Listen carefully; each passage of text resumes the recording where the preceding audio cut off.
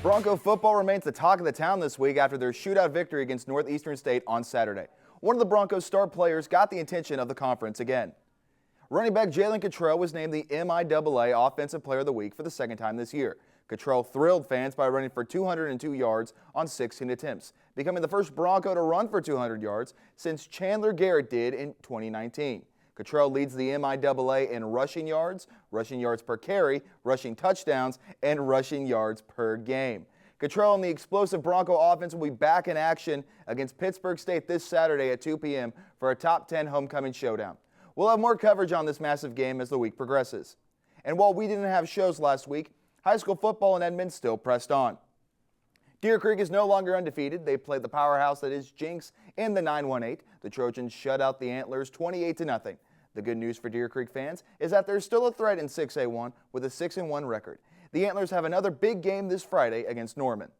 Edmond North lost for the fourth straight time, dropping one to the Mustang Broncos with no H, 45-27. The Huskies are 1-6 on the season with a trip to Enid on deck. The Edmond Memorial Bulldogs hosted the Owasso Rams in a big district matchup this past Thursday. They lost for the first time in over a month in a Ram beatdown 46-14. The Bulldogs will battle the Westmore Jaguars this Friday. Speaking of Westmore, they were the first team of the year to lose to the Edmond Santa Fe Wolves. The Wolves went down the road to defeat the now 2-5 Jaguars 21-17 and will travel to Owasso in search of their second win. Back over here at UCO, volleyball is in the driver's seat of the MIAA standings. Here's a look at those standings. Nebraska Kearney does currently sit in first place, but that's only because they've played one more conference game than the Bronze and Blue. Missouri Western is following close by, sitting at 7-2, and three teams are tied for fourth with records of 6-3. We still have a ways to go, but the Broncos have 8 games left in the regular season, and the teams in the hunt have 7 remaining. The Broncos will be in action tomorrow night in Hamilton Fieldhouse, battling the newest member of the MIAA Conference in the University of Arkansas Fort Smith. The Lions boast an 11-9 record, but they've dropped their last 5 games. Game time is set for 6 p.m. To the golf course, Central's men's golf team took the trip down to Topeka for the Washburn Invitational and had solid showings. In Kansas's capital city, the Broncos finished second in this event with a score of 3 over par, finishing just 2 strokes behind Missouri Western.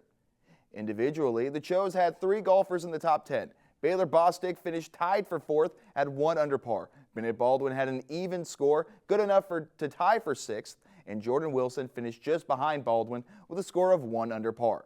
Central will wrap up their fall season next week deep in the heart of Texas for the DBU Classic next Monday and Tuesday. And finally, the National Basketball Association is back for another season, and it all starts tonight. The action starts with an Eastern Conference rivalry between the defending champion Boston Celtics as they will hang their 18th championship banner while hosting the New York Knicks, led by Jalen Brunson and the newly acquired Karl Anthony Towns. That game will start at 6:30 p.m. Then Towns' former team, the Minnesota Timberwolves, will play against LeBron James and the LA Lakers. The Timberwolves are hoping to make the NBA Finals for the first time in franchise history, while LeBron James and Anthony Davis seek their second ring together as Lakers. That game will start at 9 p.m. Both games will be broadcasted live on TNT. The Thunder's first game is Thursday, and I cannot wait. Jeremy and Shanice, how excited are you that the NBA is back? Ian, I'm from Colorado and a huge Nuggets fan, so I'm actually super excited. Well, that's who the Thunder play on Thursday. It'll be Russell Westbrook returning, or the Thunder will be heading to Denver to take on Russell Westbrook in his debut game with the Nuggets. I'm super duper excited for basketball. I grew up in a basketball family. I'm mostly excited to see the Thunder is still going to be, keeping up with their little TikToks, their little locker room shenanigans. But yeah, I'm pretty excited. Thank you, Ian.